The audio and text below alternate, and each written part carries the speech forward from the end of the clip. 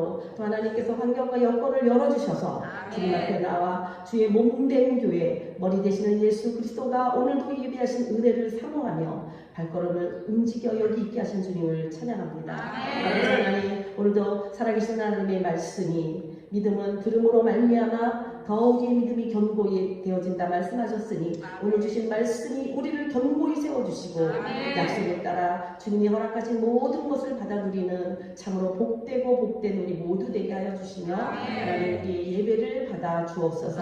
예수님을 맡기며 감사하며 예수 그리스도의 이름으로 기도합니다. 오늘 하나님의 말씀을 그 빛의 갑옷을 입자라는 말씀으로 함께 나누길 원합니다. 오늘 말씀이 로마서 13장 11절 12절의 말씀인데요. 그 말씀 우리가 한번 그 말씀을 중심으로 해서 진짜 이 시대가 우리가 그냥 지난날처럼 믿어도 되는 때가 아니라 하나님이 이 시대에 준비하신 은혜와 이 시대를 우리가 어떻게 이겨나갈 것이고 또 장차 어떤 시간들이 우리에게 주어져 있는지 그런 것들을 알고 준비하는 우리가 되길 원합니다. 왜냐하면 하나님께서는 창세기부터 사실은 그 전부터지만 창세 이전에는 우리가 만들어진 존재는 아니니까 창세부터 계시록에 이르기까지 다시 말하면 온 이 지구의 모든 이 생명을 가진 자들이 살아 존재하는 모든 시간에 처음부터 끝까지를 성경에 다 말씀하고 계십니다. 그래서 우리가 하나님의 말씀을 정말 잘 보게 되고 그 말씀을 깨닫게 되면 우리가 지금 이 땅에 보내진 이 시간을 우리가 어떻게 살아야 되고 어떻게 승리할 수 있고 그리고 우리의 마지막은 어떻게 될 것인가를 다 알 수 있도록 말씀에 기록해 놓으셨어요. 그래서 우리가 하나님의 말씀을 바로 깨닫고 바로 볼 수 있다면 그것이야말로 가장 큰 은혜가 아닌가 싶습니다. 근데 오늘 로마서 13장 11절에서 12절의 말씀이 우리로 하여금 다시 한번 새롭게 일어나는 그런 시간이 되길 원하면서 제가 한번 다시 한번 또박또박 읽으면서 오늘 나눌 말씀을 좀 나누려고 합니다. 또한 너희가 이 시기를 알거니와 자다가 깰 때가 되었으니 이는 이제 우리의 구원이 처음 믿을 때보다 가까웠습니다. 밤이 깊고 낮이 가까웠으니 그러므로 우리가 어둠의 일을 벗고 빛의 갑옷을 입자. 로마서 바울사도가 로마 교회에 쓴 편지에 기록된 말씀인데 오늘 이 시대를 살고 있는 우리 2024년 오늘이 5월 12일이죠. 12일. 12일을 살고 있는 우리들이 과연 2025년, 2026년 앞으로도 뭐 10년이 지날 수도 있고 그런 시간 속에 우리가 있을지 없을지는 우리 몰라요. 왜냐하면 그건 오직 하나님만 아시는 거고 생명의 근원이 하나님이시기 때문에 하나님 우리에게 생명 주신 시간 안에 우리가 살게 될 것입니다. 그러나 우리는 나 혼자만 어떻게 이 땅에 뚝 온 존재가 아니고 우리의 부모 세대 다시 말하면 우리의 조상들이 있고 또 우리도 그냥 나만 내가 정말 적당히 살다가 끝이야 이러는 게 아니라 우리가 또 낳은 다음 세대가 있잖아요. 우리의 자녀들도 있고 그래서 이 역사라고 하는 것은 그냥 나 하나 내가 뭐 30년 살고 50년 살고 뭐 90년을 살거나는 나 하나의 시간대로 끝나는 것이 아니고 하나님은 또 그에게 자녀를 주시고 그 성경에 보면 누구가 누굴 낳고 누가 누구 낳고를 한참 많이 써 있잖아요. 그래서 아니 이 사람들 나도 모르는 사람 이름을 왜 이렇게 성경에 많이 기록해 놓으셨나 라고 생각했는데 하나님은 이 계보 다시 말하면 이 가문과 가문 계보를 통하여서 하나님의 역사가 이 땅에 이루어진다는 거죠. 그래서 아담부터 이 첫 번째 인간이 창조된 아담으로부터 이 마지막 때까지 있을 주님이 다시 오실 때 만나게 될 그 사람들 아니면 그 전에 우리는 또 먼저 육을 벗을 수도 있죠. 그러나 마지막에 살아서 주님을 만나는 그 시대에 사는 그 사람들까지 사실은 하나님의 역사는 끊어진 역사가 아니고 계속되어져서 하나님의 뜻을 이루는 역사라고 하는 것이에요. 그래서 우리가 어느 시기에 우리가 2024년도에 있는 이 시간에 하나님이 나를 통하여 하나님의 역사 가운데서 이루실 일이 있다는 것이죠.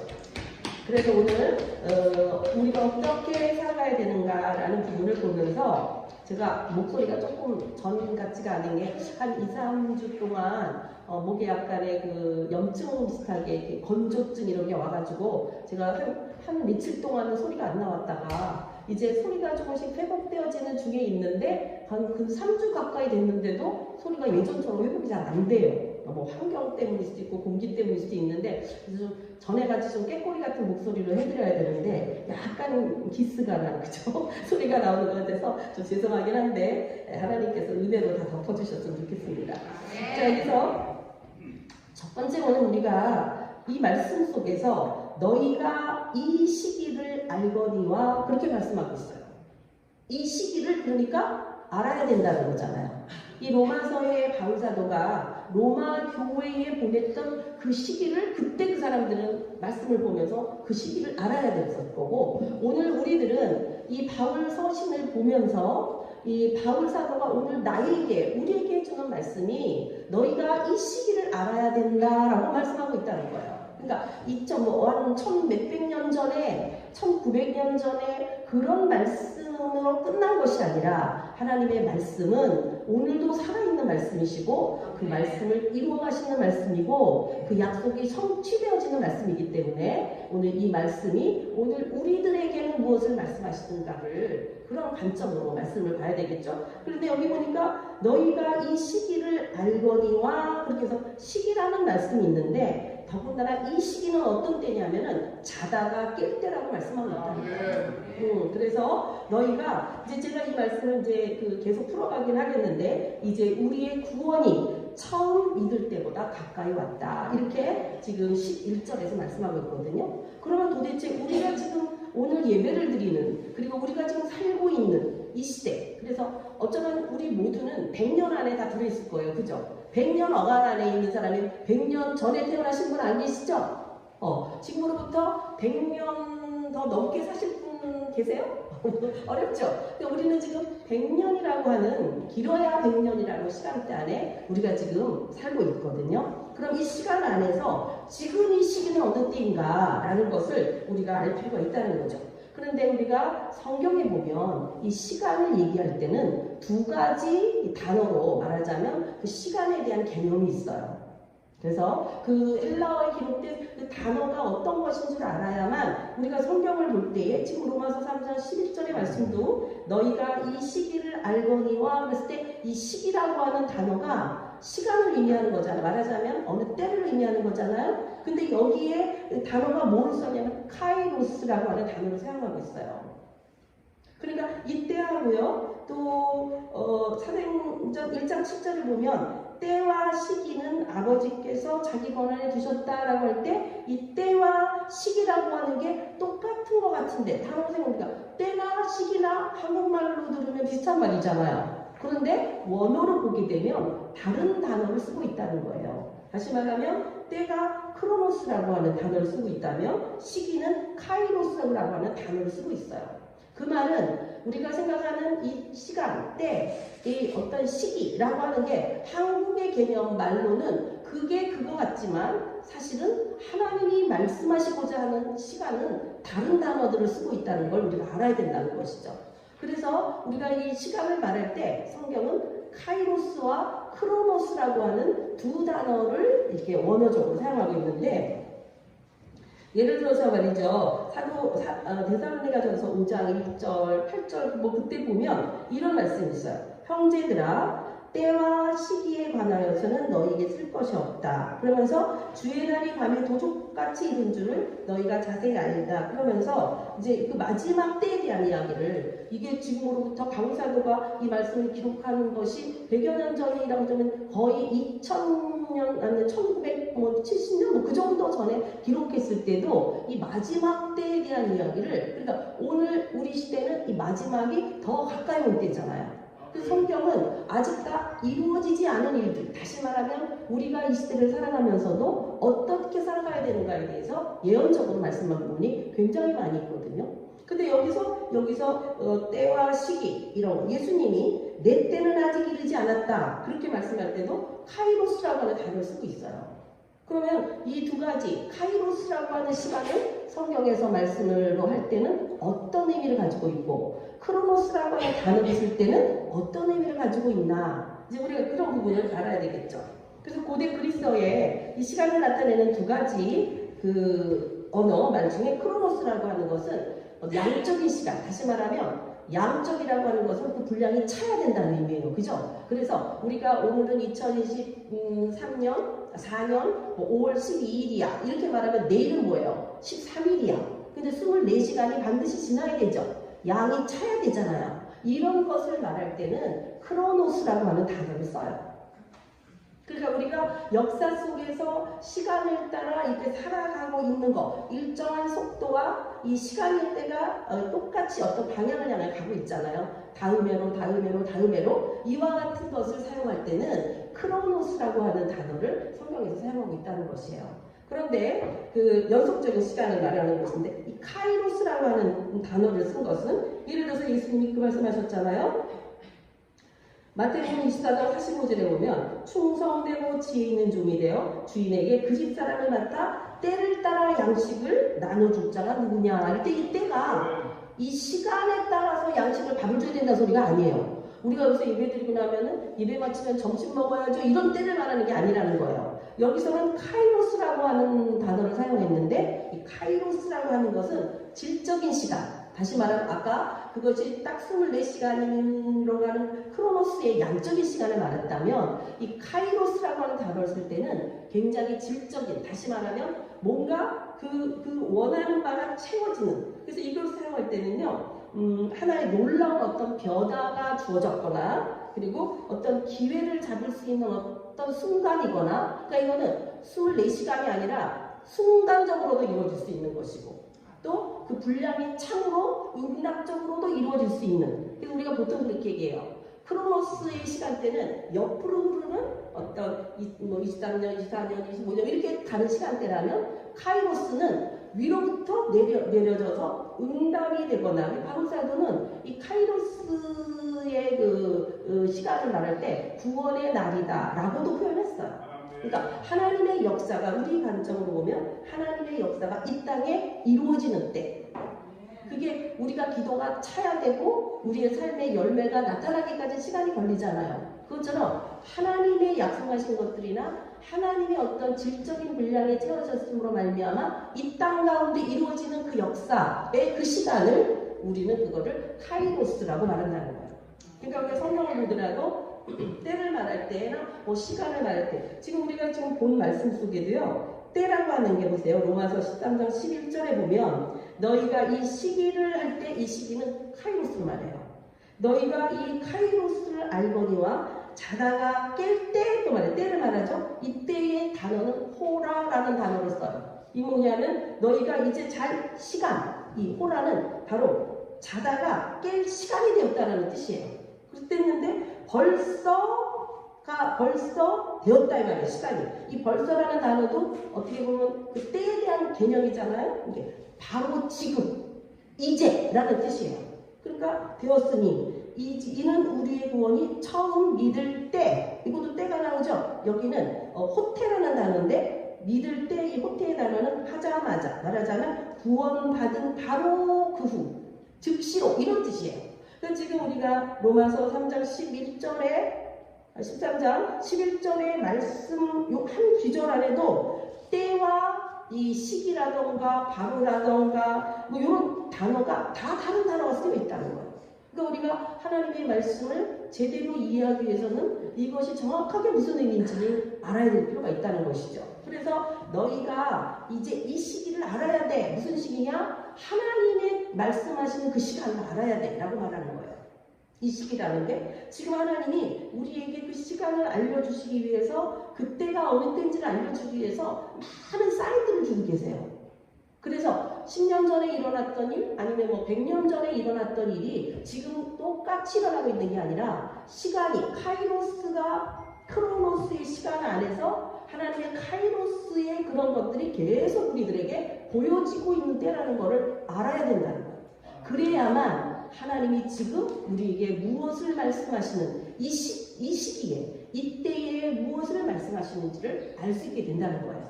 그래서 우리가 살아가는 이 시간은 그냥 크로노스의 시간대만 살아가는 게 아니라 우리 그리스도인들은 하나님이 역사하시는 카이로스의 시간대를 분별하면서 살아야 된다는 것이죠.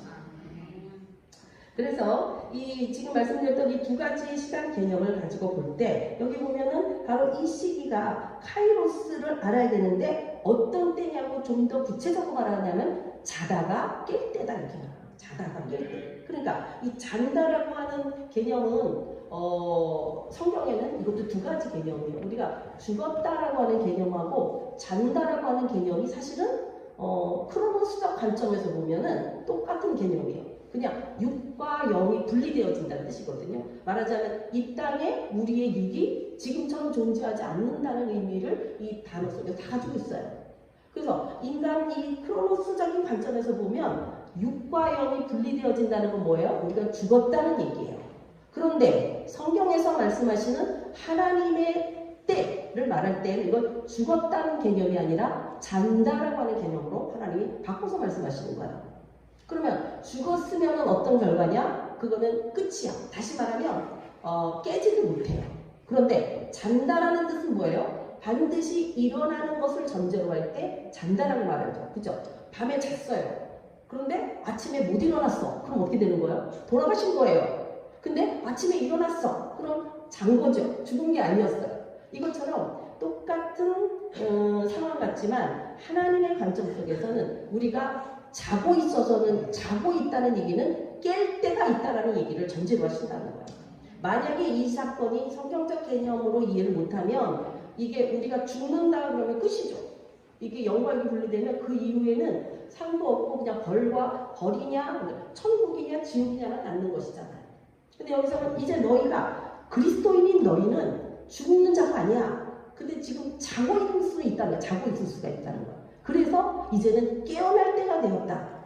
이때가 깨어날 때가 되었다라고 벌써 되었다. 아까 벌써가 무슨 뜻이라고 했어요? 바로 지금. 지금. 그러니까 우리가 조금 더 작게 조금 더 있을게 이런 관점이 아니라 지금 우리가 정신을 차리지 못하고 지금 우리가 눈을 뜨지 못하고 지금 우리가 깨어서 준비되지 못하면 앞으로 일어날 일들에 대하여서 우리는 감당할 수 없을 거라고 지금 성경은 우리에게 말씀하고 있는 거예요. 그래서 왜 그러냐면 12절에 보니까 밤이 깊고 낮이 가까웠으니 그러므로 우리가 그러니까 밤은 점점점 깊어가고 낮은 그러니까 밤이 깊으면 어떻게 해요? 아침이 올 시간이 금방 오죠. 밤에 12시보다 밤에 새벽 4시야. 그것도 밤이지만 어떻게 돼요? 새벽은 더 빨리 오죠. 아침 빨리 오잖아. 그러니까 낮이 가까울 시간이 됐다는 얘기는 밤이 그만큼 깊어졌다는 얘기예요. 또 이 시대가 점점 어두움으로 가고 있는 이 시대가 사실은 끝나는 게 아니라 낮이 아침을 향하여 가고 있다는 것을 우리가 눈치채기를 원하는 거죠. 그렇기 때문에 이제 우리가 어둠의 일을 보고 과연 어둠의 일이 뭔가 또 빛을 입는다는 건 뭔가 빛의 갑옷은 뭘까? 라는 것을 알아야만 우리가 준비할 거 아니에요. 그래서 그 갑옷을 입자라고 말씀하고 있는 것이죠.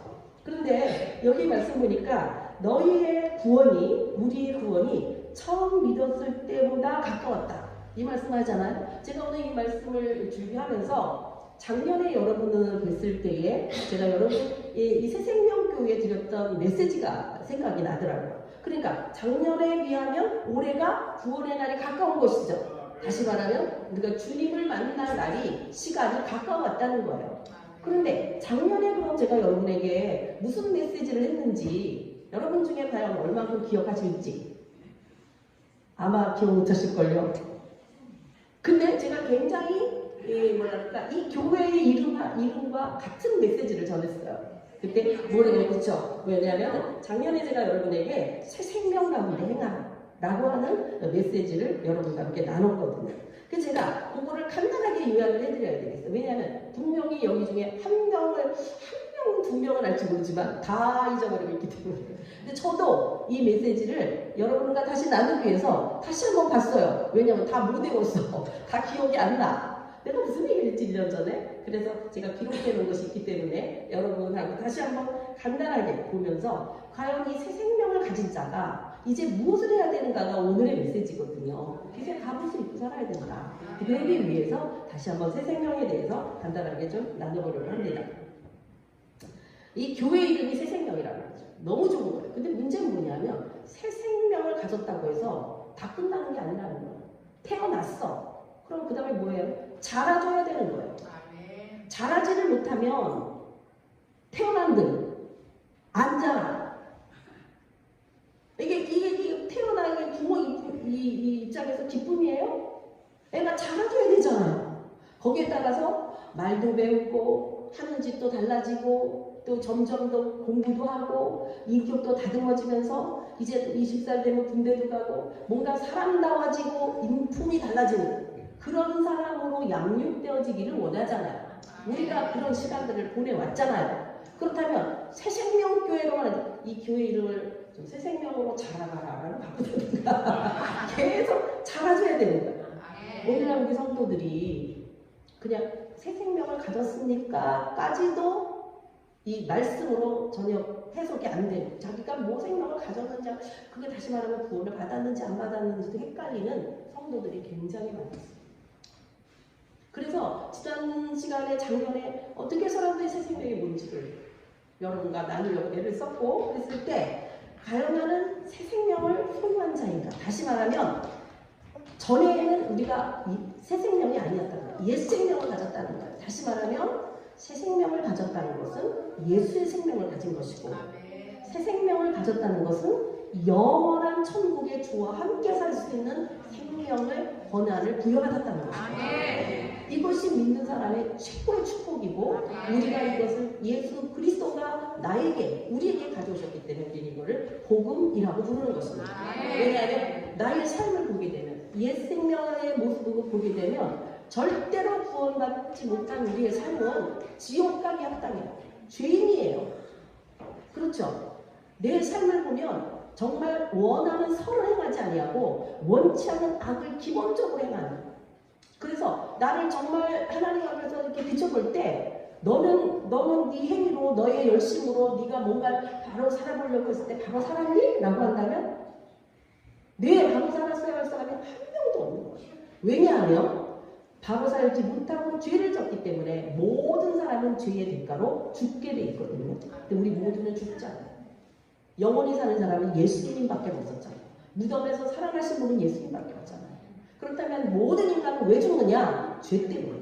그래서 성경에 사람이 한 번 죽는 것은 정해진 것이다. 그럼 예수 믿는 우리는 왜 죽을까요? 그럼 안 죽어야 되잖아요? 안 죽어요. 근데 한 번은 죽어요. 죽는데 뭐가 죽냐? 육은 죽어. 근데 우리의 영혼은 예수 만났을 때 살았기 때문에 우리의 영혼이 사는 것이죠. 그래서 새 생명을 얻었다고 하는 것은 내게 영원한 생명이 있다는 건데 그 영원한 생명은 예수 생명이라는 것이죠. 그래서 예수 믿는 우리들은 내게는 영원한 생명이 있습니다. 그래서 영원히 사는 하나님과 함께 살 것입니다. 라는 우리의 고백을 하게 될 때에 지금도 오늘도 왜냐하면 내일은 내 시간이 아니니까. 그죠? 내일 내가 살지 안 살지 모르잖아요. 생명은 하나님께로부터 온 것이기 때문에. 그러니까 지난날에는 하나님께로 받은 생명을 아담이 범죄함으로 말미암아 옛 생명, 죽을 생명이 됐다면 살려주러 오신 영이신 예수의 영을 받은 우리. 그러니까 아담은 산영이었죠. 살아있는 영적. 근데 하나님이 그에게 호흡을, 생기를, 살아있는 기운을 푹 불었더니 아담이 생명이 된 거예요. 살아있는 영적 존재가 됐다는 거예요. 그런데 범죄함으로 말미암아 영이 죽어버렸어요. 근데 아담이 죽진 않았죠. 뭐를 가지고 살았어요? 몸을 가지고 살았어요. 오늘날 우리도 몸을 가지고 살고 있다고 해서 우리가 영으로 사는 사람들은 아니라는 거예요. 근데 우리는 내게 생명은 내가 원한다고 내가 내 생명을 얻는 게 아니죠. 누군가가 생명을 줘야만 돼요. 마치 아이가 태어나려면 부모를 통하여 아이가 태어나는 것처럼. 그죠? 그와 같이 생명을 주는데 이 나를 창조하신 그분이 누구였냐면 하나님이셨단 말이에요. 하나님이 생기를 불어 넣으셨는데 그래서 생명이 됐는데 인간이 범죄함으로 하나님과의 관계를 인하여 생기가 계속 들어와야 되는데 어떻게 됐어요? 그게 막혀버린 거죠. 범죄함, 쫓겨나버린 거죠. 그래서 하나님의 생기가 흘러들어오지 않고 누구의 지배하에 사탄의 종노릇하는 궁극적으로는 사망의 왕노릇하고 지옥 갈 수밖에 없는 심판을 받아야 되니까 잘못한 거에 대해서 지옥에 갈 수밖에 없는 존재로 타락한 인생을 구원하시기 위하여 새 생명을 주시기 위하여서 예수 그리스도께서 오셨다는 거예요. 그분의 죄가 없으시다는 거예요.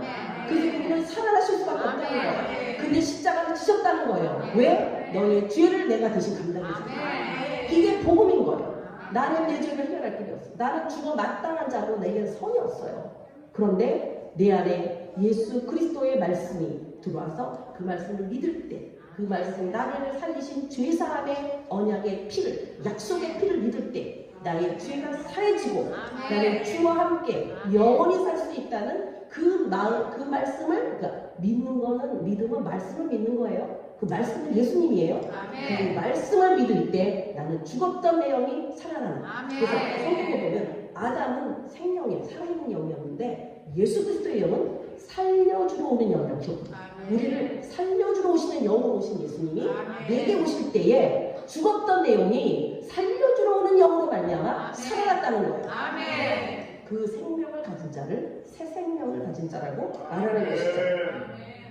그래서 바로 우리가 새 생명을 가진 것을 거듭난다 그렇게 말하잖아요. 그래서 우리 거듭남이 우리가 부모의 몸에서 난자와 정자가 만남으로 말미암아 하나님의 그 신비한 가운데 생명이 들어간 거죠. 이거는 엄마 아버지가 만드는 게 아니야. 그죠? 애가 죽어 나올 수도 있잖아요. 그 생기가 들어갔다면 영적인 창조주이신 그분만이 그 생명을 주는 거지 우리 부모가 주는 게 아니야. 부모는 몸을 빌려주는 거지. 몸을. 그죠? 그래서 부모가 엄마가 날씬한 스타일이면은 애도 날씬하잖아. 근데 뚱뚱한 세포를 가진 엄마면 아이가 태어나는데 통통하게 이쁘다고요. 그것처럼 그게 몸을 빌려주는 거예요. 몸을. 그런데 하나님은 우리에게 영을 주시는 거예요. 영을. 그래서 하나님의 영이신 하나님은 나의 영이 만든 내 영이 있으니까 하나님이 나를 영적인 존재로 만드셨기 때문에 나의 영에 살아계신 하나님의 영이 만나게 됐을 때 내 안에 두 영이 함께 있는 것입니다. 전에는 그 죽은 내 영이 사단의 사망의 왕노릇하는 그 사단에게 휘둘려서 원하지 않는 악을 행하고 이렇게 살면 안 되는데 여전히 돌이킬 수 없는 그 죄의 구렁텅이에서 못 빠져나왔는데 예수 그리스도가 나를 건져내시고 나를 구원하시고 내게 새 생명을 주시고 그리고 태어났으니까 네가 알아서 해라 그러지 않으시고 다른 돕는 보혜사 성령님을 우리에게 보내주셨어요. 그 성령이 내 안에 지금 계심으로 이 새 생명을 유지해 나가고 새 생명이 더 강건해지고 이 새 생명의 능력으로 살 수 있도록 성령이 우리에게 오셨다는 거예요. 할렐루야. 이것이 바로 새 생명을 가진 자가 계속해서 그리스도 예수와 성령과 더불어서 함께 살아감으로 말미암은 그리스도인의 삶을 살아가는 사람들의 가장 기초적인 모습입니다. 그렇죠? 그래서 우리가 이제 이런 지난 시간에 지난 작년에 바로 이 말씀을 나눠드린 거예요. 그래서 보게 되면 그러니까 거듭나지 않으면 지금 그리스도로 말미암아 새로운 생기가 내게 불어들어오지 않으면 천국 못 갑니다. 하나님의 나라는 하나님의 방법을 통해서만 가는 것이고 우리도 내가 낳은 자녀를 내가 책임지지 옆집에 아줌마가 낳은 애를 내가 책임집니까? 아무리 내가 긍휼의 마음이 있고 사랑의 마음이 있어 자기 자식은요 책임 안 질 수가 없어요. 하나님이 우리를 성령으로 낳으셨기 때문에 우리가 하나님의 자녀이기 때문에 우리 아버지는 나를 책임질 수밖에 없어요. 할렐루야. 하나님 아버지가 나를 책임질 수밖에 없다는 것을 우리가 뭐랄까 아버지 우리가 그래서 애들이 뭐죠? 누가 나 낳으랬어요? 하나님 아버지가 나 낳았잖아요. 엄마가 나 낳았잖아요. 이렇게 말하잖아요. 부모가 할 말이 없죠. 그것처럼 우리도 우리의 연약함과 우리의 무지함과 우리가 알지 못하는 많은 주님 원하지 않는 일을 할지라도 우리 마음속에 하나님이 나 낳으셨잖아요. 그럼 하나님 책임지셔야 될 거 아니에요. 이런 생각 가지셔야 돼요. 왜냐하면 하나님이 절대 우리 포기 못 하시거든요. 왜? 당신의 피와 살로 나를 다시 만드셨기 때문에. 나는 주님의 것이기 때문에 주님이 내가 좀 잘못하고 부족하고 제대로 못해도 나는 아버지 딸이잖아요. 나는 하나님 책임져 주셔야 되잖아요. 내가 원래 못하잖아요. 내가 이렇게 미련하잖아요. 이렇게 말하면 그래 네가 너를 아는구나. 그러니까 어떻게 네가 아니 내가 너를 도와줄 수밖에 없지. 우리 애가 어떻게 엄마 해줘야지 그거 안 해주면 나 못 살아요. 그거 안 해주면 내가 살 수가 없어 이러면 무슨 짓을 해도 부모가 하잖아요. 그거 살리려고 하나님이 마찬가지세요. 그래서 첫 번째는 내가 그 하나님 자녀인가 내가 구원받아서 내가 거듭났는가가 말씀에 견고히 서야 되고 새 생명이 내게 있는가가 확실해야 되고 그 새 생명이 성령께서 나를 지금 양육하고 계신가 말씀과 기도로 나를 자라게 하시는가 그래서 하나님의 말씀을 먹고 그리고 기도를 통하여 소화시키고 그리고 성령의 능력이 내게 임함으로 그 말씀이 능력이 되는 거예요. 뭘 임함으로 말미암아 하나님의 사람다운 사람으로 성장해 가고 있는가. 그래서 새 생명으로 끝나면 안 되고 어떻게 해야 된다? 성장해 가야 된다. 그래서 작년보다 올해 여러분들이 성장하셨을 거라고 저는 믿습니다. 아멘. 하나님이요 천하보다 한 영혼 귀히 여기세요. 정말 아이가 뭐 10명, 11명 있고 우리 어머니 때는 우리 어머니 형제가 11이시더라고요. 근데 옛날에는 11씩 나면은 거의 반타작 그래가지고 반은 돌아가시고 태어나면서 뭐 자라면서 그리고 뭐 정말 한 서너 명 계신가 한데 그런 부모가 아무리 자식이 많다 할지라도 내 자식에 관해서는 책임지는 것처럼 하나님도 우리 한 사람 한 사람은 어떤 누구도 포기할 수 없는 아이고 나는 뭐 하나님이 나한테 관심이 있으시겠어 그런 생각하시면 안 돼. 하나님은 나 하나를 절대 포기할 수 없는 것이 천하보다 귀하게 여기십니다. 천하를 가질래 나를 가질래 그러면 제 생각에서는 그게 참 이해가 안 되거든요. 천하인데 천하 그만큼 내가 값어치가 있다고? 근데 하나님이 깨닫게 하시는 것 중에서 뭐가 느껴지냐면요. 천하는요 없어질 거잖아요. 그죠? 때가 되면 다 없어지죠. 그런데 나 영혼은요 절대로 없어지질 않아. 영원히 살 존재. 그러니까 영원히 사는 게 더 중요해요. 좀 쓰다가 버리는 게 중요해요. 저희가 그런 사람이에요. 내 영혼이 그런 사람이에요. 하나님 포기를 못 하셔. 그래서 우리가 하나님의 자녀됨, 하나님의 사랑을 받은 자, 하나님의 생명을 가진 자라고 하는 프라이드를 가져야 돼요. 어떤 누구도. 그래서 어떤 시험이 오거나 환란이 오거나 예상치 않은 문제가 발생했을 때 내가 하나님의 자녀임을 가지고 그 문제를 대해야 돼. 이겨야 돼. 왜냐하면 하나님 도와주시고 하나님이 우리를 이기게 하시거든요. 왜냐하면 하나님은 이긴 자 하시거든요. 그러니까 우리가 두려워할 게 없는 거죠. 그래서 우리 부모님이 든든한 사람은요 어디 나가서도 당당해. 애기들도 자기 엄마 아빠 있을 때랑 엄마 아빠랑 같이 있을 때 애가 태도가 틀려져. 그죠? 그렇죠. 우리도 하나님이 나의 아버지라는 게 든든하게 느껴지면 어디 가서나 당당하고 나의 실수조차도 주님 앞에 내려놓고 또 해결하고. 왜냐하면 우리 부모가 절대 실수했다고 내팽겨치지 않거든요. 그래서 내 아버지, 나의 하나님, 신랑 되시는 예수님, 나를 도우시는 성령님, 삼위의 하나님, 그것도 한 분도 아니야. 삼위의 하나님이 나를 돕고 계시다고. 내가 구원받을 때부터 내가 성장에 자라는 모든 순간, 그리고 내가 육을 벗고 주님 앞에 서는 그 순간까지도 성부와 성자와 성령 하나님이 나를 포기하시지 않는다. 여러분이 나를 지키는 사람이 3명만 붙어도 든든하죠? 하나님, 삼위 하나님이 우리를 지금 지키고 있어요. 그럼 뭐가 걱정이에요? 기도만 하면 돼요. 기도만. 왜 믿지를 못하니까 기도를 안 하는 거야? 왜 기도를 안 하니까? 그대로 된다는데. 예를 들어서 너 저기 그 집에 가서 매일 하루 한 번씩 찾아가가지고 그 문제 해결하게 해주세요. 그러면 그 사람이 그걸 해결해 줄 수 있는 힘이 있어. 그러면 만약에 무슨 문제가 생기면 우리가 그 사람 계속 찾아갈 거 아니야. 근데 우리가 안 찾아가고 아유 지가 뭘 해줄 수 있겠어 이렇게 생각하니까 안 찾아가는 거 아니에요. 믿을 수 없다는 거예요. 여러분이나 제가 기도하지 않는다면 그거는 하나님 말씀 믿지 못하기 때문이고 하나님이 그 일을 이룰 수 있는 능력이 없다라고 생각하기 때문에 다시 말하면 내가 믿는 하나님, 내가 섬기는 아버지, 나를 사랑하시는 아버지가 누구인지를 모르고 믿고 있다는 거예요. 그게 얼마나 불행한 건지 몰라요.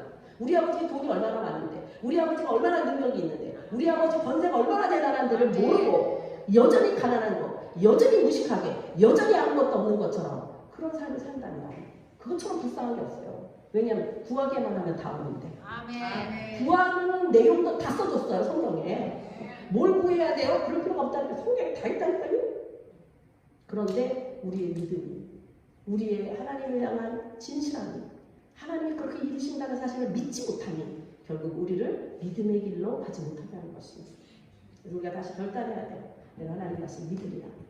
엘리야가 내가 기도하지 않는 죄를 범하지 않겠다라는 것은 엘리야에게 준 사명이 나라와 민족을 위하여 기도하는 거였거든요. 그러니까 사명을 감당하지 못하면 죄 짓는 삶이에요. 하나님께서 우리를 위해 얘기해 놓으신 것이 너무나 많다는 거예요. 근데 지금 오늘 우리에게 주시는 말씀은 이제 너희가 새 생명을 가졌느냐? 그렇다면 그 생명이 어떻게 성장해 가야 되고 생명을 가진 자, 애기들부터 태어났을 때는 애기들이 하는 건 자고 먹는 일이에요. 그런데 조금 크면요, 이제 어린이집 가잖아요. 그러면 친구들하고 놀기도 하고, 막 서로 치기도 하고 넘어지기도 하면서 크죠? 그 다음에 초등학교, 중고등부, 청년, 가잖아요? 그럼 지식도 배우게 되고, 인간관계도 배우게 되고, 선생님과의 관계도 알게 되고, 이렇게 성장해 가잖아요. 그러면 이 성장이 있어줘야 된다고 지금 말씀드린 것처럼, 이 우리의 구원은 벌써 얻었지만 완전한 구원에 이르지 않았다. 그래서 파우사도가 말했던 것처럼 우리가 구원의 과정을 살아가는 사람이다. 이 구원의 과정에서 어느 순간 수덕하면 안 된다. 왜냐면 밥잘 먹다가 어느 날 밥 먹고 싶다가 계속 안 먹어. 그럼 어떻게 돼? 죽어요. 그것처럼 우리가 하나님의 말씀을 계속 먹어야 되고 기도를 계속함으로 말미암아 우리가 성장해 가져야 되는데, 그런데 예를 들어서 지금 20살이 됐어. 16살 때 군대 가나? 요즘 제가 아들이 없어갖고 18살에 가나? 군대를? 몇 살에 가요? 몰라. 저보다 아들 없으시구나. 몰라. 근데 가면 가. 그런데 내가 25살인데도 군대 안 가면 나라에서 법에 걸리잖아요. 근데 안 가는 거야. 나 어머 그게 몇 살에 가는 건데요? 나 몰랐네요. 이런 식의 얘기하면 결국은 뭐예요? 감옥 들어가. 군대 가는 게 아니라. 예를 들어서 그것처럼 우리가 내가 지금 때가 어느 때고 내가 무엇을 해야 되는지를 모르면 우리의 믿음 생활이 방향성을 잃어버리기 때문에 결국은 내가 뭐 하고 있는지를 모르고 믿는다는 거예요. 그러니까 믿는 게 아닌 거지 사실. 그냥 종교 활동을 하는 거예요.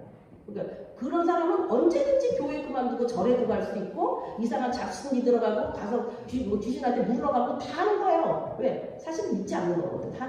하나님이 어떤 분인지 모르는 거거든.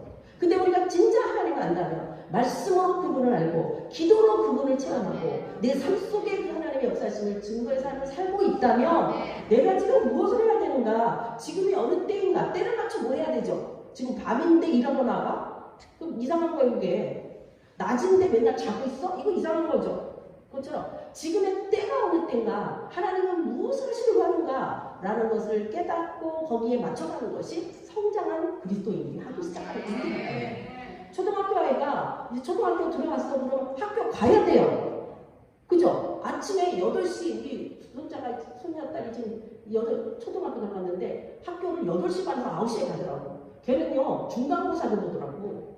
크리스천 학교를 다니거든요. 6과목을 중간고사를 보는 초등학교 1학년인데 근데 그러면 시험 보니까 공부해야 될 거 아니에요. 지금 때가 무엇을 해야 되는지를 아는 것처럼. 근데 나는 싫어. 공부하기 싫고 숫자 하기 싫고 이러면 안 되잖아요. 싫어도 해야 되잖아요. 그래야 걔가 초등학교 2학년이 될 거 아니야. 중학교 들어갈 거 아니야. 그러면 중학교도 안 들어가고 고등학교도 안 들어가? 그럼 뭐 될래 그러면? 그거 아니에요. 지금 20살 될 때까지 뭐 할래? 이렇게 되는 거 아니에요. 그것처럼 지금 우리가 무엇을 해야 되는지를 모른다면 우리의 믿음 생활에 방향이 없는 거예요. 뭘 믿느냐? 무엇을 향하여 가고 있느냐? 지금 뭐 하고 있는데? 라는 질문에 대답할 수 있어야 된다는 거예요. 우리가 그리스도인이. 왜냐하면 하나님은 일하고 계시고 성령님은 역사하고 계시고 예수님은 말씀하고 계시고 내 안에서 말씀하시고 나와 함께 하시고 이 일을 함께 이루기를 원하십니다. 하나님은요 당신 혼자 다 하실 수 있는 분이에요. 그럼에도 불구하고 우리와 함께 하죠. 제가 우리 손녀딸을 데리고 어디를 가요. 뭐 영국도 보러 가고 뭐 하는 거 보여줘. 근데 나는 사실은 그 수준이 하나도 나한테 안 맞아. 그죠? 그게 내가 지금 초등학교 1학년하고 수준이 맞겠어요? 제가 박사학위를 갖고 있는 사람인데 네? 걔는 아직 나 따라오기 멀었어요. 그렇지만 내가 걔를 데리고 다니면서 와 뛰어온다. 저 나이엔 뛰어야 돼. 근데 안 뛴다 이게 문제야. 자기 때에 맞는 게 있단 말이에요. 그리고 그거를 하기 위해서는 제가 그 아이를 위해서 말하자면 헌신을 한다고 할까 막 돈도 내줘야 돼. 영국 보러 가면은 내가 돈 다 내가지고 데려간다니까. 근데 왜 그래요? 그 아이와 함께하는 기쁨, 그 아이를 키우는 기쁨, 그리고 여기서 멈추는 게 아니라 그 아이가 점점 자라서 나중에는 할머니를 모시고 가겠지. 나 기대하면서 그런 어떤 이게 뭔가 인간이 점점 성장하고 달라지는 것에 대한 기대감이 있어요. 하나님도 나와 함께하므로 말미암는 기대감이 있으시다. 아이 너가 작년에는 그러더니 올해는 잘 참는구나. 작년에는 헌금도 안 하더니 오늘 네가 바치는 걸 기뻐하는구나. 작년에는 교회에 와서 청소도 안 하더니 오늘 네가 웬일로 이제는 내 몸된 교회를 위해서 청소한다고 나오니 이런 기쁨이 있으시다는 거예요. 이 성장이 우리에게 있어져야 됩니다. 그러면 일단은 오늘 이 말씀을 맞춰서 볼 때 때가 가까이 왔으니 빛의 갑옷을 입자. 근데 밤이라는 거예요. 밤. 그럼 지금 때가 어느 때인지를 한번 보려고 합니다. 제가 그래서 이 마지막 때, 밤은 깊고 낮은 가까운 이때가, 이 시대를 우리가 좀 알아야 돼요. 여러분이 다 아시는 얘기지만 어떤 면에서 근데 이번에 보니까 어르신들이 좀 많이 안 계신 것 같아요. 작년에 비해서.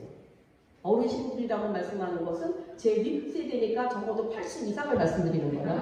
어르신들이 전에 비해서 많이 안 보이시네. 그 사이에 무슨 일이 있으셨는지. 아니면 저 여기 계단 올라오는 게 쉽지가 않아서 어르신들이 참 힘드시겠다. 아까도 그러고 올라왔는데 참 에리베이터 한대 논스도 모든 것이 사는데 어려움이 있습니다. 그걸 극복하지 않으면 또 새로운 차원으로 올라가기도 힘들어요. 근데 이 시대에 이 마지막 때 밤이 점점 더 짙어지는 이때가 어느 때인지를 우리가 간단하게 좀 봐야 되지 않나 싶어요. 정치적으로는요, 우리나라를 중심으로 보는데 세계적인 것도 같이 들어가요. 자, 여러분이 간단하게 길게 말할 수가 없고 시간이 제법 됐기 때문에 보면 정치적인요, 우리가 전에는 민주주의 말하면서 자본주의 말했어요. 자본주의 특징은 뭐예요? 자기가 열심히 일해서 버는 것을 다 자기가 자기 원하는 대로 쓸 수 있는 것이에요. 그런데 이 시대가 점점 우리나라를 비롯하여 많은 유럽이라든가 모든 나라가 지금 어디로 가고 있냐면 사회주의로 가고 있어요.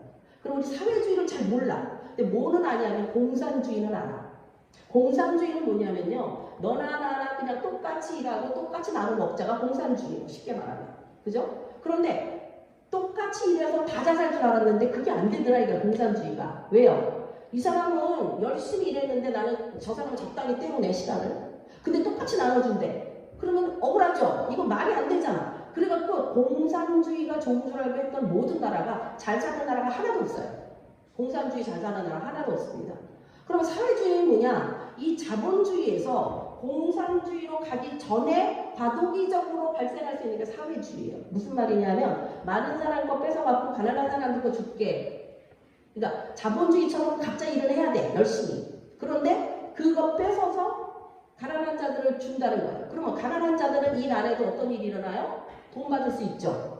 부자는 열심히 했는데 세금으로 다 띄어.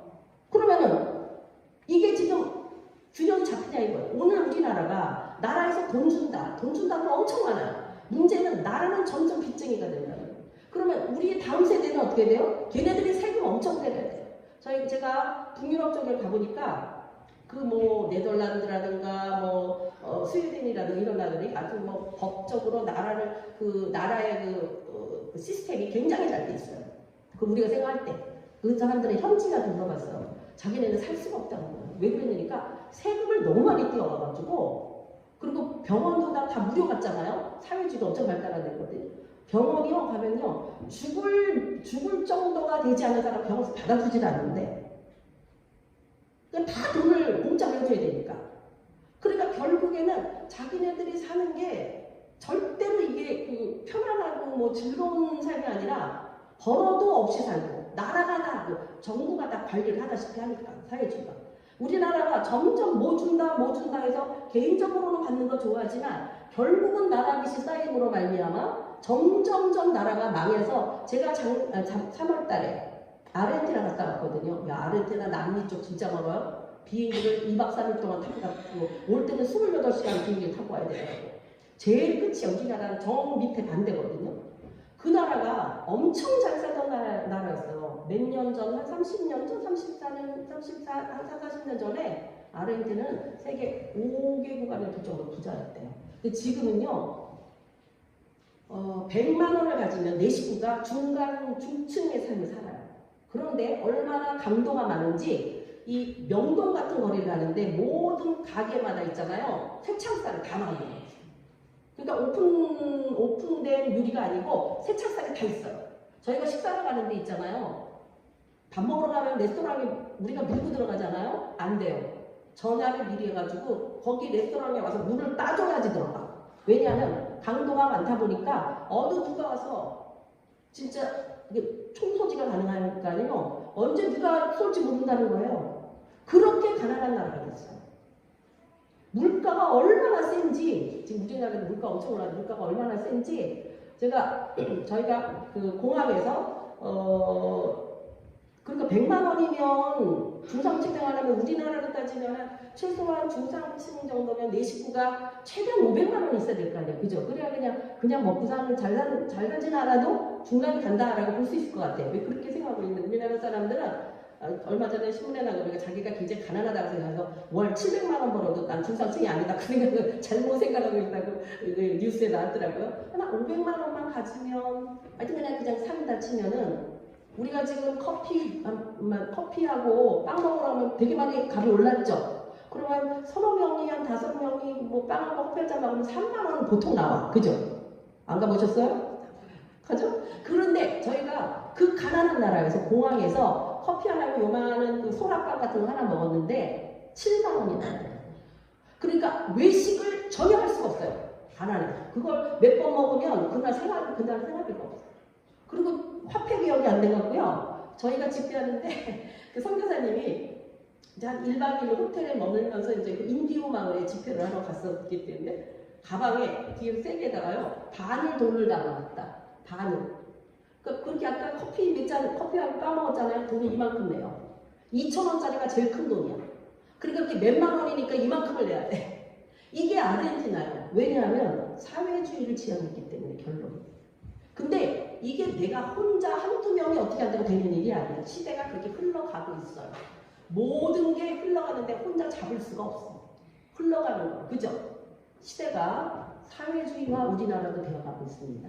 그러면 결국은 어디로 가느냐? 공산주의화 쪽이 되면서 다 망해버리는 결과가 가져오게 됩니다. 정신 차려야 되는 게 한국 사람들이. 이거 20만 원, 30만 원 주는 거 좋아하면 안 돼요. 지금 받은 그 돈이 나중에 300, 400씩 우리 애들이 내야 되는 상황으로 가고 있는 게 대한민국 실정이에요. 그러면 경제적으로는 어때요? 이거는 뭐 금리 올라간다. 이거는 진짜 점점점 금리가 인상되고 우리가 사는 게 힘들어져 가는 것은 이제 여러분이나 제가 다 느끼는 거예요. 요즘 사과 사 먹기 너무 힘들어. 그죠? 과일이 옛날에는 1,000원어치 사과 사면 이거 한 봉지였거든. 제 어렸을 때 기억. 요즘은 사과 하나에 몇천 원이나 그 정도. 대여섯 개가 3만 원, 4만 원 이렇게 되는 거예요. 이게 지금 경제적으로 말할 것도 없죠. 이게 우리나라뿐만 아니라 세계가 마찬가지예요. 이게 더 심각해질 거예요. 그러면 그 다음에 문화, 교육, 이건 모든 게 성문화로 가고 있어요. 모든 게 성적이에요. 모든 여러분과 제가 보는 TV에서 나오는 모든 광고, 모든 포인트가 성적입니다. 자극을 주는 거예요. 그러니까 성적 혼란이 오게 되죠. 동성애는 말할 것도 없고 결론적으로 어때요? 그냥 남자, 여자 이걸 다 포기하는 남성과 여성조차도 포기하는 내가 여성이다. 내가 남자인데 내가 여자인데 남자 목욕탕에 들어가잖아요. 너 왜 여자가 들어가서 옛날 같은 난리가 아니죠? 나 남자야. 내가 이렇게 표명하는 법적으로 안 걸려요. 내가 여자라는 남자라는데 누가 뭐라 그래 이렇게 된 거예요. 법적으로. 그러니까 화장실도 지금 해외 나가면요 남녀 화장실 다 같이 씁니다. 이런 시대가 지금 이 정치, 경제, 문화, 교육 이거는 교육은 아까도 우리 나를 데려다주는 분이 그 얘기하는 거예요. 요즘은 사람들이 인사를 안 해요. 교회에서 만나도 인사를 안 해요. 애들요 인사 안 해요. 제가 그랬어요. 제가 3층에 목사님 방이 3층에 갈 때 바로 옆 교실이 이제 중고등부 교실이면 교사가 20몇 명이 이제 하고 있거든요. 저보고 인사 안 합니다. 제가 그래도 그 교회 목사인데. 그리고 또 성도들은 또 연세 있는 성도들 다 뭐라고 요즘 사람들이 인사를 안 하는데 인사 안 해요. 그냥 이러고 웃고 지나가던가 그것도 다행이에요. 아니면 호핀님하고 그냥 지나가던가 저한테 그럴 정도면 딴 사람 말할 것도 없잖아요. 애들도 그렇고 어른도 그렇고 적어도 40대 이하는 이 생각이 전혀 안 맞아. 시대가. 그러니 부모 자식 지간에 대화가 되겠어요? 이런 시대에 우리가 살고 있어요. 지금. 그러면 자연재해 이건 말도 못해요.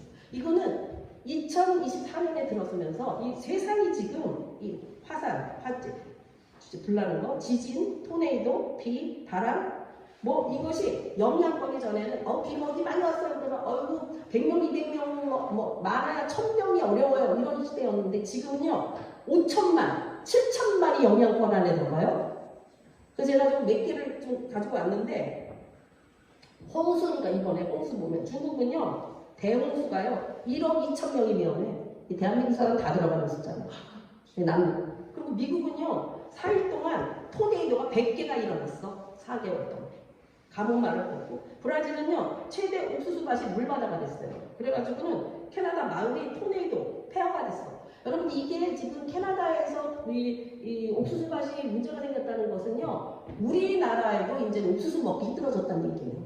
왜냐하면 옥수수밭으로 세계에 수출하거든요. 근데 여기가 다 물바다가 됐어. 그러니까 물가는 세계적으로 올라갈 수밖에 없는 상태인 거예요. 이게 남의 나라에서 일어났다 끝난 게 아니에요. 이제는 세계가 지구촌이기 때문에 물이 모두에게 영향권 안에 들어와 있다는 겁니다.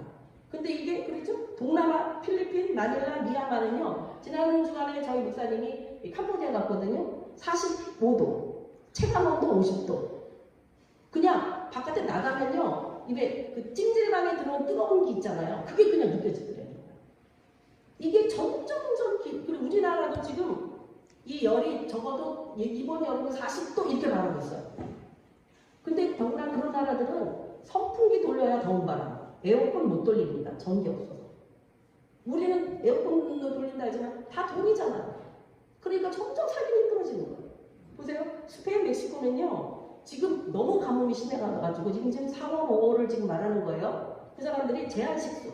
바닷물이 60도로 올라가고 있어요. 바닷물이 60도로 올라가기 시작하면요. 모든 생물이 죽어요. 그러면 생선가 모르겠죠?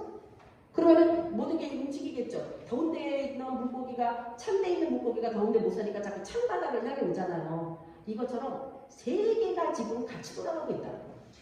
이게 지금 홍수의 문제인데 잠깐 좀 이따 하나 좀 보여드릴게요. 그 다음에 또 보면요. 두바이가 홍수가 나. 이 나라는요. 사막기구 이쪽에서 비가 안 오는 나라예요. 비가 오기 시작해가지고는요. 두바이 공항이 세계적 공항이에요. 근데 거기가 지금 이게 마치 비행기가 바닷속에서 거리는 것 마냥 물 위에서 걸어가는 꼴이 났어요. 두바이 항공에.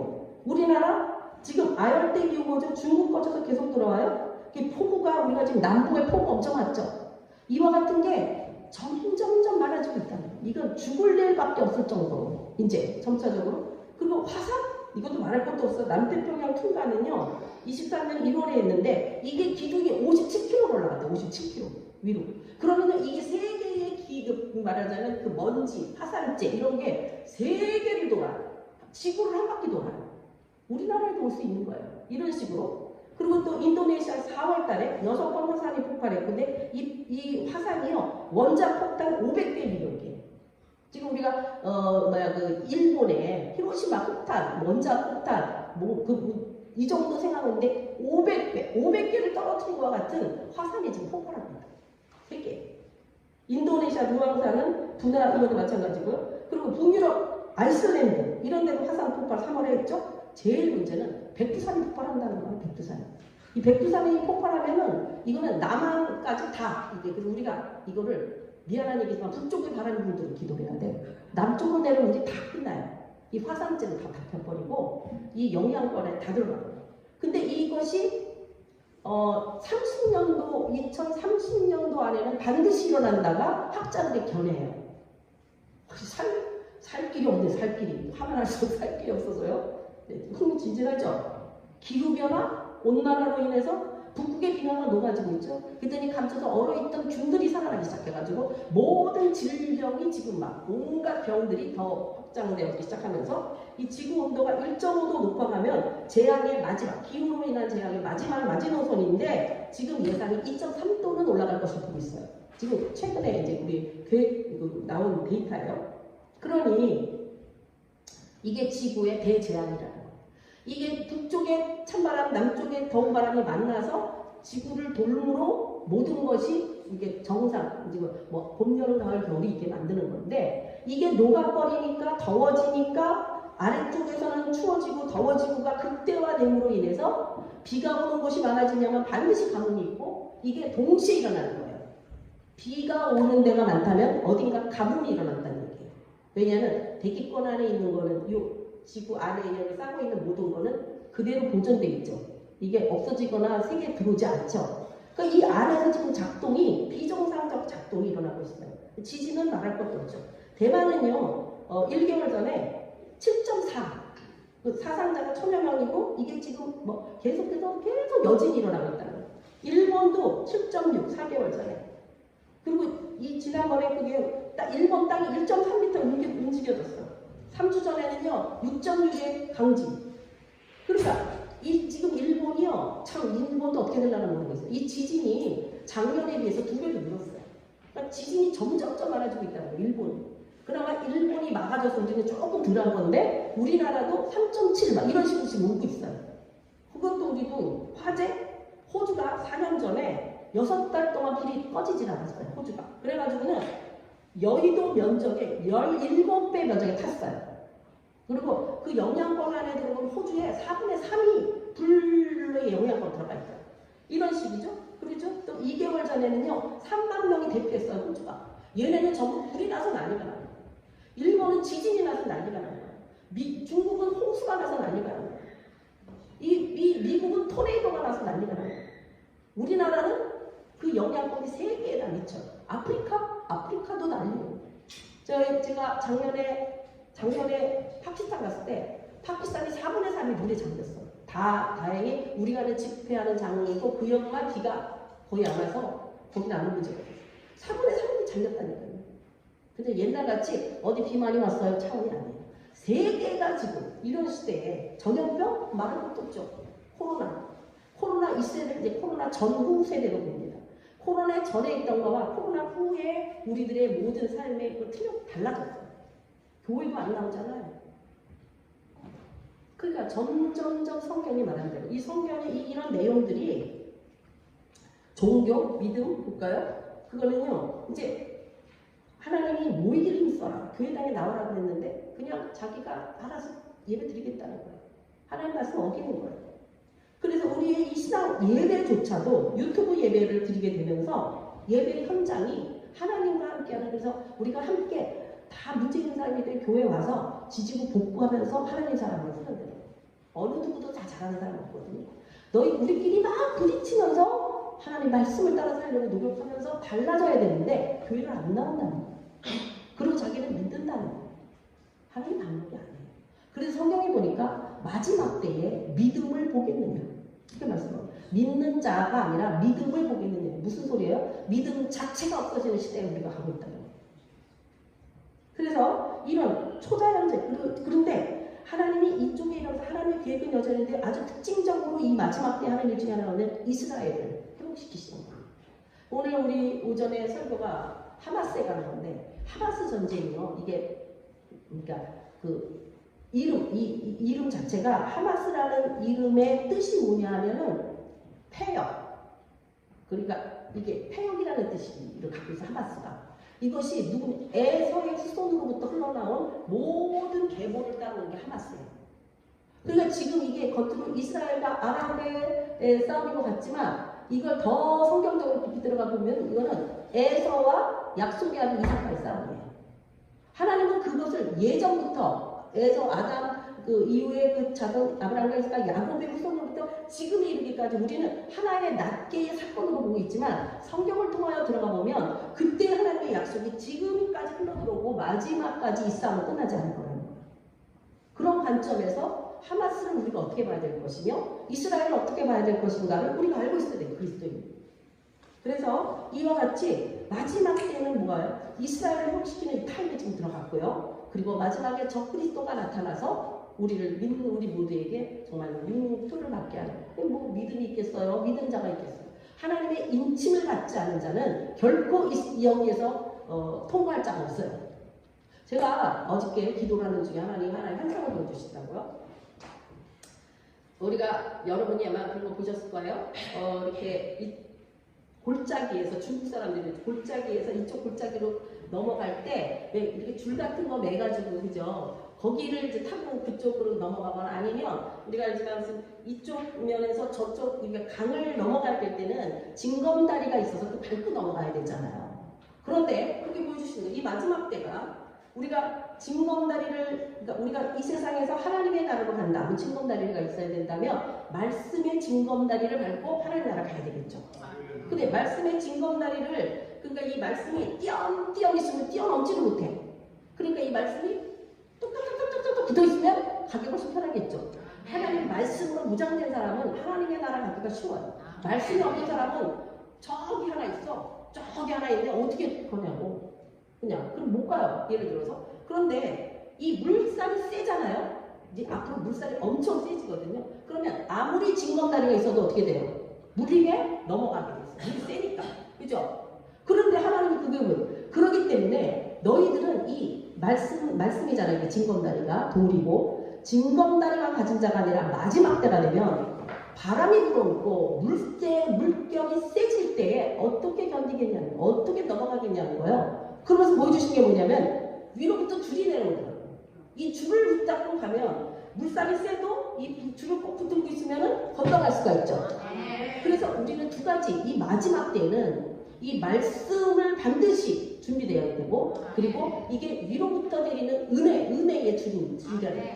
이 은혜로 말미암아 그 길을 걸어갈 수 있는 길밖에는 없다는 거예요. 우리가 이제 앞으로 사는 시대가 지금 말씀드린 것처럼 휘몰아치는 이런 상황들을 어떻게 극복할 거냐면 내가 이 개인의 힘으로, 이것을 하나님 말씀하신 거, 이것을요 성경에 보면 누가복음 21장 이후에 보면 이게 계시록 마지막 장인데 이런 일들을 다 예언해 놓고 있어요.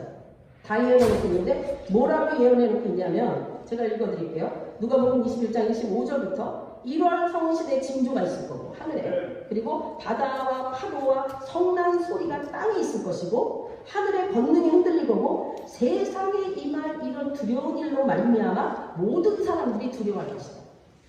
그렇죠? 지금 점점 제가 드린 말씀을 들으면 이거 어떻게 살아 이거, 그때 나는 어떻게 해야 돼? 666표를 받지 않으면 살 수가 없고 물가는 올라가고, 그죠? 환경은 점점 비 오고 뭐 불나고 난리가 나는 이 시대에 어떻게 살 수가 있지? 그래서 사람들이 믿지 않는 사람들이 볼 때는 이 세상이 두렵다는 거예요. 무섭다는 거예요.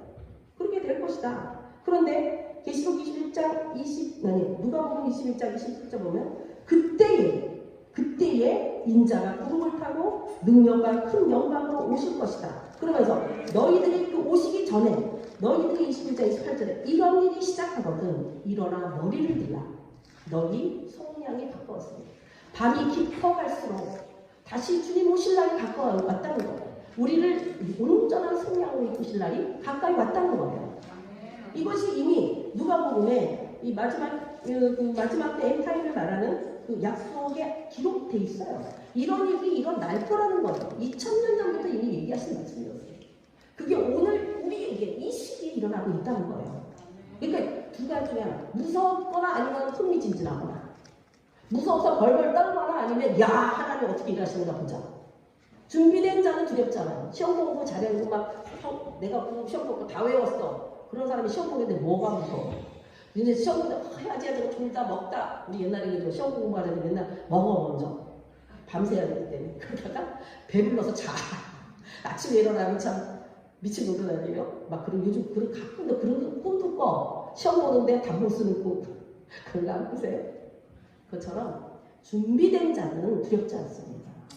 그런데 준비되어지지 않은 모든 자는 두려운 시대에, 이 시기가 정말로 두려운 시기라는 거예요. 이 시대를 우리가 어떻게 살아야 될 것이냐. 근데 오늘 이 말씀 속에서 로마서 13장 말씀 속에서 이제 말씀을 맞추면서 뭐냐면 너희가 어둠의 일을 벗어버리고 빛의 가옷을 입자 라고 말씀하시는 거잖아요. 도대체 어둠의 일이 뭐냐? 에베소서 5장 3절에서 6절을 보게 되면 이 어둠의 일이 뭔지 우리에게 정확하게 말씀해 주고 있습니다. 음행과 음행, 매음, 간음, 근친상간, 이게 다 음행이에요. 온갖 더러운 것, 이건 이 중에 하나가 불손한 성질도 온갖 더러운 것, 성질 더럽네, 이게 바로 그거예요. 성격, 이 온하지 못한 불손한 성질, 그리고 육체적으로 더러운 것, 도덕적으로 더러운 것, 또 탐욕, 사기하거나 강탈하거나 욕심을 부리는 것, 누추함, 부끄러운 일, 음담, 더러움, 이런 것들이 누추함이고, 어리석은 말, 어리석은 대화. 그러니까 맨날 우리가 앉아가지고 어리석은 대화하는 거, 너 그거 얼마 주고 샀니? 어머 싸게 샀다, 이거 어서 파게, 이런 거 하고 있는 거. 이게 필요 없는 의미 없는 대화들, 이런 것들. 그 다음에 희롱의 말, 사랑스러운 대화, 응답 해석, 예수 믿는 사람 이런 거 하면 안 돼요. 이게 다 어둠의 일이에요. 그래서 또 헛된 말, 성빈 말, 괜히 자신도 없으면서 괜히 헛된 말, 아마 잘 될 거야, 걱정하지 마. 자기가 보장해 줄 수도 없는데. 이런 말들. 그리고 이런 게 속해 있는 자들은요, 다 우상 숭배자라고 말씀하고 있어요. 에베소서 5장 8절에서 6절을 보게 되면 이게 바로 우상 숭배자. 다시 말하면 하나님을 섬기지 않는 나머지 모든 자들은 우상 섬기는 자인데 그들이 하는 태도를 보니까 음행과 더러운 것과 탐욕과 누추함과 어리석은 말을 하고 희동의 말을 하고 헛된 말을 하고 이런 자들은 바로 음행하고 더러운 자며 탐하는 자며 불순하고 불순종하는 하나님을 믿지 않는 자들과 어울리는 이런 자들에 참여하는 자들이 바로 악의 이 어둠에 속한 자라고 성경은 우리에게 분명하게 말씀하고 있습니다. 그러면 우리가 어떻게 빛의 자녀가 될 수 있을까? 어떻게 빛의 감을 입을 수 있을까? 한마디로 말해서 나는 빛을 발할 수 없는 사람이야. 그죠? 내가 빛이 없잖아요. 그런데 누가 오시면 성경에 보니까 예수 그리스도가 빛이라고 말씀하셨죠. 요한복음에. 그 빛이 내 안에 들어왔을 때, 자, 내 안에 들어오면 여러분 전구를 생각하세요. 내 안에 불을 탁 켜. 그 불을 탁 켜니까 빛이 이 속에서 착 켜지니까 빛이 밖으로 나가죠. 그래서 너희는 빛이다 그런 거예요. 빛이 되라가 아니에요. 그냥 빛이에요. 어떤 자가? 예수가 안에 있는 자가. 생명이 안에 있는 자가 생명이 비춰나가는 거예요. 그래서 생명을 소유한 자, 예수를 소유한 자는요, 그 생명을 나누는 자가 되는 거예요. 그런데 이게 전구인데 밖이 오래돼가지고 누래지거나 아니면 먼지투성이야. 그럼 이게 비춰져요? 비치기는 비치는데 불투명하죠. 근데 거기를 전구를 잘 닦으면 어때요? 빛이 쫙 나가죠. 많은 부분을 비춰주죠. 그와 마찬가지로 우리가 빛의 자녀가 되어야 된다는 것은 예수 그리스도가 내 안에 충만해야 된다는 거예요. 어떻게 충만하느냐? 말씀과 기도로 충만하게 될 때, 성령이 내 안에서 나를 주장하실 때, 성령의 은사와 성령의 인격과 인품이 내 안에 있을 때 비로소 빛나는 사람이 된다는 거예요. 그런 자가 그 빛으로 갑옷을 입으면, 보세요, 갑옷은 겉에 입는 거죠. 갑옷은 입어, 빛이. 근데 속에 그 갑옷만 입는다고 능력이 나타나지 않잖아요. 속에 빛이 있어야 되는. 그 능력이신 빛이 우리 안에 있을 때에 그 어둠이 놀 수 없다는 거예요. 세상에 어떤 것도 그 빛을 당할 수 없다는 거예요. 예수님이 이기신 것처럼. 그리고 궁극적으로는 빛 대신 예수님이 다시 오시겠다는 거예요. 그래서 빛 있는 자를 찾아오시겠다는 거예요. 우리는 그 내 안에 계신 빛으로 말미암아 주님이 오실 때 빛으로 오신 주님을 만나요. 근데 예수님이 누구만 찾느냐? 빛 있는 자가 찾아요. 어둠에 속한 자는 안 찾겠다는 거예요. 그러면 지금 나는 어떻게 해야 되냐? 이 어둠이 몰려오는 이 시대, 더 무섭게 몰려오는 이 시대를 살고 있는 우리가 어떻게 해야 되느냐는 거예요. 그 말씀이 오늘 일어나 너희는 이 말씀 마치고 잠시 동안 기도하려고 합니다. 너희가 이제 구속의 날을 바라보고 너희의 머리를 들어. 일어나 머리를 들라. 이 누가복음 21장 18절에 보면 이런 일이 시작되거든. 이 어둠의 일들이 시작돼. 지금 어둠의 일들이 무섭게 지금 우리 주위를 감싸고 있어요. 점점 어두워져. 그러나 너 일어나 머리를 들라. 그만. 머리를 들고 뭐 하라는 거예요? 예수님을 받아보자. 예수님. 우리의 지금은요, 지금 잘 때가 아니에요. 깨어날 때예요. 우리를 깨우시었네 주님이. 이 타임에 너희가 깨지 않으면, 지금도 자고 있으면 내가 부를 때 너희가 못 알아듣는다. 너희의 지금 더러워진 전구, 아까 말씀드렸죠? 닦아야 돼. 그리고 내 그리스도가 내 안에 계신가를, 그리고 전구도, 전기 속빛이 들어와서 불을 넣어줘야 전구가 켜지잖아요. 그 전구에 불을 넣어주는 원동력이 빛 대신 예수가 그 빛을 계속 받아들여야 돼요. 그랬을 때 비로소 내 안에 그 불이 켜지고 그 불이 점점 밝아지고, 그럴 때에 어떤 어두움도 나를 이길 수 없는 거예요. 왜냐하면 내 안에 계신 그리스도 때문에. 이것이 새 생명을 가진 자가 이제는 그 빛으로 말미암아 이 어두운 세대를 이기고 어두운 가운데 있는 그들에게 빛을 보여주므로, 우리가 길 모를 때는, 길 못 찾을 때는 빛 하나 있으면 전등 하나 켜면, 핸드폰에 있는 라이트 하나 켜면 길을 찾아갈 수 있는 것처럼 그 한 사람이 필요하다 이거예요. 그 빛된 그 한 사람이 필요하다는 거예요. 그래서 우리 가정에 빛된 나 때문에 우리 어둠의 가정이 밝아지고, 나 한 사람 때문에 이 빛대 빛이 별로 없는 교회가 밝아지고, 근데 그 빛된 사람이 점점 많아지면 어떻게 되겠어요? 점점 우리가 합쳐서 예수님의 모양이 나타나는 거예요. 그 사람이 이 빛이 있고 어떤 사람은 더 줄 수 있어요.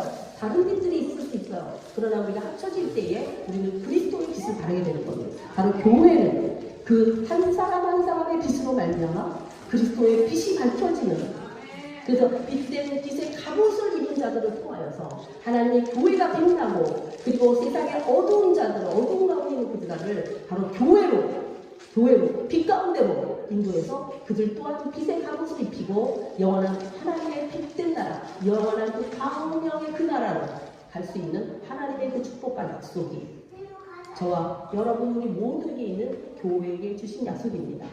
그 약속을 붙들고 내 안에 그 어두움을 닦아내고 그리고 그 빛으로 주님 앞에 더 나가는 그 빛을 더 간구하는 그런 성경의 말씀이 뭐예요? 빛이 왔으나 어둠이 있는 그들이 원하지 않았다는 거.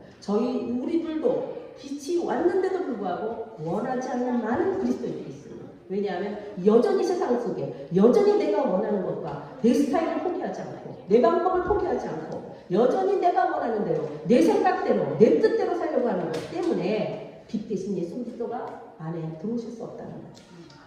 그래서 우리가 정말 우리의 믿음이 예수 믿는 우리의 결국이 하나님의 나라 영원한 천국 영광의 나라를 들어가기 원한다면 영광도 빛이잖아요. 영화로 빛. 그 나라에 들어가기 원한다면 내 안에 빛이 있는가를 체크하고 빛 대신 예수 그리스도가 계신가를 체크하고 그 빛으로 말미암아 우리 자신을 더욱더 밝혀가게 될 때 그 빛이 움직여지는 곳마다 어둠이 물러가고 그리고 어둠 가운데 있는 그들을 빛으로 인도하는 바로 주님이 원하시는 그 한 사람 그런 교회가 될 줄로 믿습니다. 그럼 저와 여러분이 될 수 있게 되기를 간절히 소망합니다. 자 이제 한 20분 정도 기도하겠는데요.